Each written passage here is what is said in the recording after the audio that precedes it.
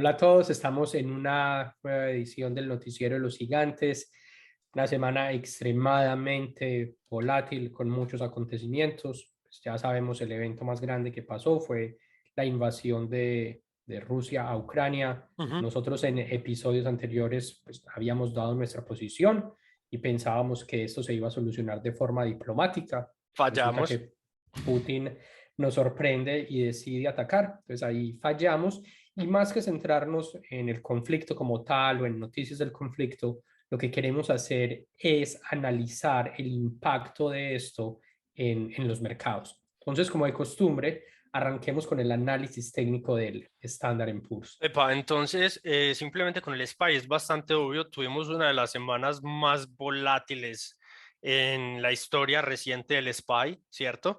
Y claramente veníamos con una fuerza bajista muy marcada el día inmediatamente después que abre el mercado, después de que, digamos, Rusia despliega esta operación militar. Tenemos pánico más que justificado y pasa algo bastante interesante. En esta zona de los 400, 410, ya sabíamos que ahí teníamos fuerza. El mercado simplemente se come toda esa fuerza bajista y responde de una manera muy optimista que realmente nos tomó por sorpresa y por eso traemos este análisis. Entonces, desde el punto de vista técnico, ¿qué sucedió? El jueves y el viernes vimos un rally del mercado americano, ¿cierto?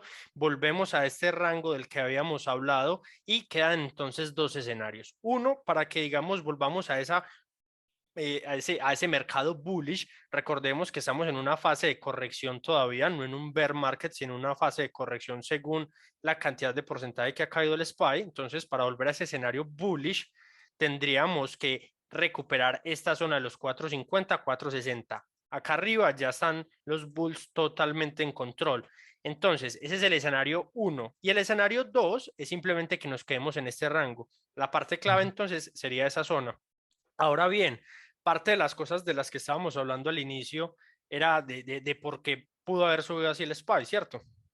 Sí, entonces estábamos acá especulando, haciendo reflexiones y tenemos varias y que digamos que pues, no son de nosotros, sino que ya se han comentado bastante en el mercado. Y la primera es que recordemos que en marzo nosotros estábamos a la expectativa para la próxima reunión de la Fed, donde muy probablemente iban a anunciar el incremento en las tasas de interés en Estados Unidos, precisamente para combatir la inflación. Ujú. Ya con este evento macro, el panorama cambia. Ya muy probablemente la Fed no va a retrasar su decisión para subir las tasas de interés. Por lo tanto, digamos que hay más euforia, más liquidez en los mercados y se ven reflejados en el movimiento alcista. La segunda razón, creemos, que tiene bastante sentido es que el mercado es muy inteligente, el mercado muy probablemente ya se estaba anticipando a este conflicto, ¿cierto? Y también al ver que no va, muy probablemente no va a escalar, o por el Ujú. momento afortunadamente no ha escalado, la OTAN no se ha metido, es un conflicto netamente en este momento entre rusos e ucranianos.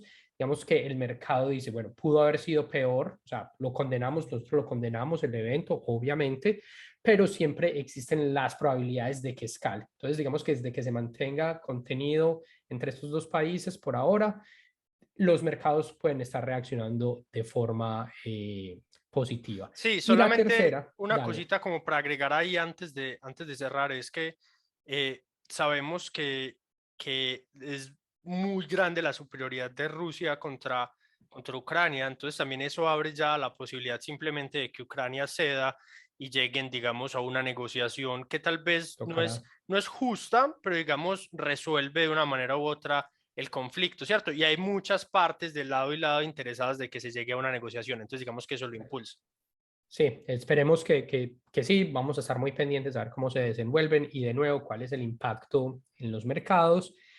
Y la otra tesis que nos gusta es también todo el tema de rotación de capitales. Cuando comparamos los mercados americanos contra los mercados rusos, acá estamos viendo la gráfica del MOEX, que es el exchange de Moscú, la bolsa de Moscú. Pues vemos esa vela roja, sangre, un rechazo total del mercado ante el evento. y que podríamos, no sé, de pronto especulando, pues obviamente esos capitales a algún lado se tienen que mover, obviamente a Rusia y a varios rusos de alto, pues Perfil digamos económico. familias Ujú. de alto perfil económico. Obviamente Biden respondió con todo el tema de las sanciones económicas, pero sabemos también cómo es el poder de estas personas de alto perfil y tienen, digamos, sus Forma de inversiones mover en sus sus formas. capitales. Correcto, y también ya existe, tenemos cripto, Bitcoin, etcétera. Entonces, simplemente estamos especulando que si en un mercado hay una venta, muy probablemente ese capital se va a rotar a otro. Sí, Simplemente lo no va a dejamos ahí. quedar debajo, no va a quedar debajo del colchón o en papa, pues tiene mucho sentido que se mueva a otra parte donde ven más seguridad y más potencial por X o Y razón. Entonces, digamos que ese es el escenario en el SPY. Bueno, los que lograron comprar por acá abajo, excelente, parece Sí. una buena oportunidad por ahora, pero bueno, quién sabe. Para continuar, tenemos el trade de la semana en Palantir. De nuevo, por segunda semana consecutiva, Total, Palantir. ujú, está robándose el show.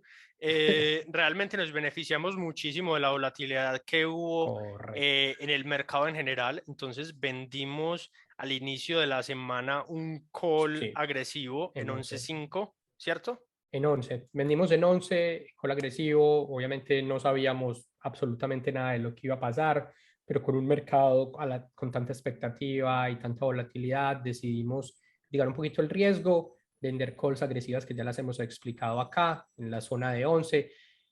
El día es cuando abre el mercado, el día después de que Putin invade el mercado cae, ya lo vimos, y después ahí alcanzamos a recomprar, cerrar el trade de forma exitosa, pues cerca de un 3, más de un 3%, y después cuando el mercado sube, pues ya tenemos nuestras calls libres. Palantir alcanza a cerrar en los 11, 11.45. 11:45. Entonces tenemos el paquete de calls libres y digamos con un rendimiento bastante interesante. Entonces Sí, por se lleva el ahora trade de la semana. Por ahora, Palantir demostrando fuerza en esa zona que ya habíamos mencionado, entre los 9 y los 11, ¿cierto? Y queda esperar a ver cómo se sigue respondiendo. Realmente yo creo que si vienen, digamos, noticias y tranquilidad en cuanto al tema macroeconómico y ahora si la Fed afloja un poquito la cadena en cuanto al tema de las tasas de interés, podríamos empezar a ver un rebote en muchos Repunte. tickers de crecimiento y Palantir pinta realmente muy bien. Y precisamente hablando de tickers de crecimiento, queremos hacer una pequeña mención a Coinbase, que recordemos que Coinbase es el exchange, la plataforma de cripto más grande de Estados Unidos, la más grande del mundo es Binance. Y la Ujú. mención rápida que queremos hacer acá es la siguiente. Vemos este movimiento tan marcado que ya lo hemos visto en Palantir y en la gran mayoría de tickers de crecimiento, el sell-off, etcétera. Pero en cuanto a Coinbase hay una diferencia y es que recordemos que ellos reportaron ingresos financieros esta semana, ¿sí o no? Y nos vamos a fijar, nos vamos a enfocar netamente en esta fila, que es la de rentabilidad, ¿cierto? Ujú. Entonces vamos a fijarnos eh, la diferencia tan grande entre los ingresos que tuvieron o las ganancias que tuvieron, perdón, en el último cuarto del 2020, o sea, hace casi un año, o hace un poquito más de un año, 177 millones versus 840 millones que reportaron un año después para ese último cuarto, o sea, para 3 meses. Algo para tener en cuenta, en el 2020 ellos tuvieron ingresos de 322 millones en todo el año. Entonces vemos cómo en el último cuarto del 2021, solo en el último cuarto, casi que triplica las ganancias de todo el año 2020 y cierra 2021 con 3.6 billones de dólares. Es una empresa que en este momento de nuevo es rentable y sobre la cual vamos a estar haciendo un análisis fundamental más detallado para compartirlo con todos ustedes. Simplemente les dejamos este abrebocas.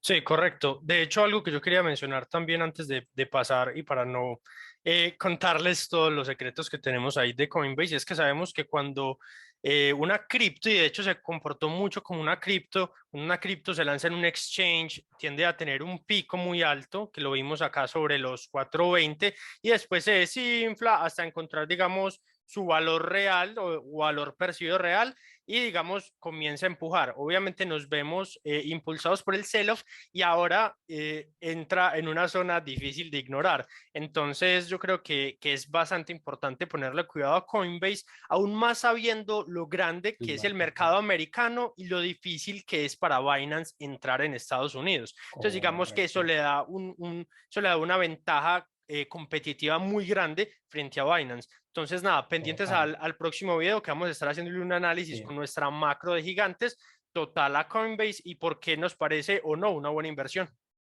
Listo. Pendientes y ahí los dejamos con ese abrebocas. Chao.